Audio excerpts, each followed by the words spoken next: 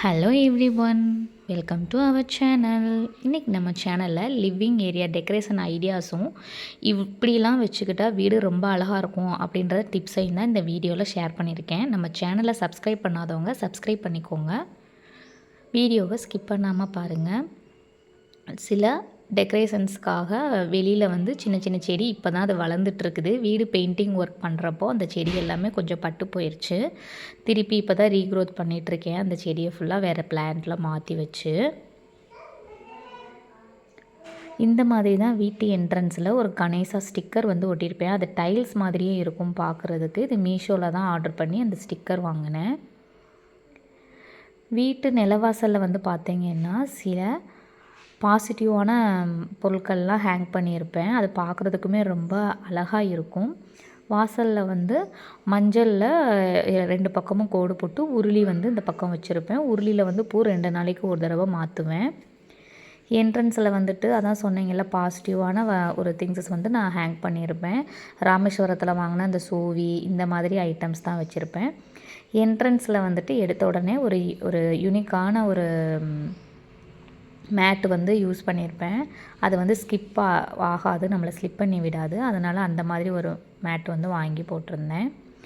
நம்ம ஹாலில் வந்துட்டு நாங்கள் கபோர்ட் ஒர்க் எதுவும் பண்ணலை. அதே மாதிரி செல்ஃபுமே ஹாலில் வந்து இருக்காது. எந்த திங்ஸுமே நம்ம ஸ்டோர் பண்ணி வைக்கிறதுக்கு வெறும் பிளெயின் ஹாலாக தான் இருக்கும். இதில் எனக்கு தெரிஞ்ச வகையில் எவ்வளோக்கு எவ்வளோ நீட் அண்ட் க்ளீன் ஆர்கனைஸ்டாக வைக்க முடியுமோ அந்தளவுக்கு வச்சுருக்கிறேன். ஃபர்ஸ்ட் திங், உங்கள் ஹால் எப்பயுமே நீட்டாக இருக்கணும்னா நீங்கள் அதிகமான பொருட்களை வந்து ஹாலில் வந்து அடைச்சி வைக்கக்கூடாது. எவ்வளோக்கு அவ்வளோ பொருட்கள் வந்து ஹாலில் கம்மியாக வச்சுருக்கீங்களோ அவ்வளோக்கு அவ்வளோ அழகாக இருக்கும். நான் சாவி மாட்டுறதுக்குன்னு இந்த ஒரு ஹேங்கிங் வந்து வச்சுருப்பேன். இதில் தான் நாங்கள் சாவி மாட்டி வைப்போம். அதே மாதிரி டிவி யூனிட் ஏரியா கீழே இருக்குது இல்லைங்களா, அங்கேயுமே வந்து அதிகமான பொருட்கள் ஸ்டோர் பண்ணாத அளவுக்கு நான் டெக்கரேஷன் பண்ணி வச்சுருப்பேன். சோஃபாவுக்கு வந்து ப்ராப்பராக வந்துட்டு கவர் வந்து போட்டு வைக்கும் போது அது பார்க்குறதுக்கே இன்னும் ஒரு அழகான லுக்கு கொடுக்கும். நம்ம சோஃபா கவர் மாட்ட முடியல, நம்மளால் அந்த மாதிரிக்கே பண்ண முடியலன்னா நம்ம சாரியில் கூட ஸ்டிச் பண்ணி இந்த மாதிரி வைக்கலாம். அதுக்கு கீழே இந்த மாதிரி ஒரு ஃப்ளோர் மேட் வந்து விரிச்சிருக்கேன். சின்ன பசங்க இருக்கிறதுனால அதை மிதித்து ஏறுவாங்க அப்படின்றதுனால ஒரு ஃப்ளோர் மேட் மாதிரி கீழே வந்து விரித்து விட்ருக்குறேன். அதே மாதிரி ஸ்க்ரீன் வந்து செலக்ட் பண்ணுறது வந்துட்டு உங்களோட ஏரியாவுக்கு மேட்ச் ஆகிற மாதிரி பெயிண்டிங் பண்ணியிருந்தீங்கன்னா அதுக்கு மேட்ச் ஆகிறது மாதிரி சேம் பீசஸாக மாட்டும் போது லுக்கு வந்து ரொம்பவே ஒரு நீட் லுக்காக இருக்கும். ரெண்டுமே ஒரே மாதிரியான ஸ்க்ரீன் வந்து மாட்டுறப்ப அழகாக இருக்கும். இன்னொரு தேர்ட் டிப் வந்து பார்த்திங்கன்னா, எல்லார் வீட்லேயும் இப்போலாம் ஃபோட்டோ ஃப்ரேம்ஸ் வைக்கிறோம். சில பேர் வந்துட்டு ஒரு அன்இவனாக வந்து ஃபோட்டோ ஃப்ரேம்ஸ் வந்து வைப்பாங்க. அதே மாதிரி நிறைய ஃபோட்டோ ஃப்ரேம்ஸ் வந்து வைப்பாங்க ஹாலில்.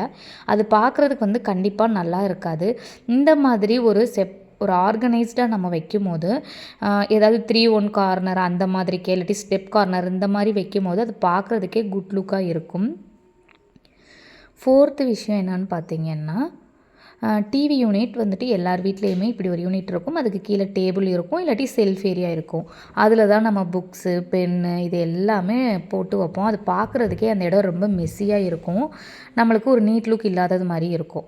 அந்த இடத்த எவ்வளோக்கு எவ்வளோ ஒரு ஆர்கனைஸ்டாக கீப்பபிளாக வச்சுக்கிறோமோ அது பார்க்குறதுக்கு அழகாக இருக்கும். நான் இந்த மாதிரி ஒரு ஃப்ளோர் மேட் வந்து விரித்து அதில் கிராஸ் மேட் மாறிக்க பார்க்குறதுக்கே ஒரு ப்ளசன்ட் லுக்காக இருக்கும் அப்படின்றதுனால நான் ஒரு க்ரீனரியாக செலக்ட் பண்ணி வச்சுருக்கேன். அந்த இடத்துல சின்ன மணி பிளான்ட் வச்சு ஒரு சின்ன புத்தர் வச்சு அந்த இடத்த வந்து எவ்வளோக்கு எவ்வளோ அழகாக டெக்கரேட்டிவாக வச்சுக்க முடியுமோ எனக்கு தெரிஞ்ச அளவுக்கு நான் டெக்கரேட்டிவாக வச்சுருக்கிறேன். எங்களுடைய கிச்சன் வந்து ஓப்பன் கிச்சன் தான். இது மாதிரி டோர் இல்லாமல் தூண் மட்டும் 2 பக்கம் வச்சு டெக்கரேஷன் பண்ணியிருப்போம். அதுக்கு மேலே யூனிக்கான ஒரு பீசஸ் வந்துட்டு மான் இது வந்துட்டு வச்சுருப்பேன். இது வந்து ஃபுல்லி வந்துட்டு டெக்கரேட்டிவ் பீஸ் தான். அது ஃபுல்லாமே அட்டையால் செஞ்ச பொருள் தான். அதுவும் இந்த பக்கம் வந்து பார்த்திங்கன்னா டோருக்கு ஆப்போசிட் சைடு நான் கண்ணாடி மட்டும் மாட்டியிருப்பேன். இந்த மாதிரி ரொம்ப கம்மியான திங்ஸ் தான் ஹாலில் வந்து வச்சுருப்பேன். நீங்கள் வந்து ரொம்ப வந்து எவ்வளோக்கு எவ்வளோ ஹாலில் வந்து பொருட்கள் கம்மியாக வச்சுருக்கீங்களோ அவ்வளோக்கு அவ்வளோ அழகாக இருக்கும். ஒரு வால் கிளாக் ஒன்றும் அந்த பக்கம் ஒரு சின்ன கிளாக் ஒன்றும் மாட்டியிருப்பேன். இது வந்து நம்ம க்ளீன் பண்ணுறதுக்குமே ஈஸியாக இருக்கும். பொருட்கள் அதிகமாக வைக்காத போது நம்மளுக்கு பார்க்குறதுக்குமே நிறைய ஹால் வந்து ஸ்பேசியஸாக தெரியும்.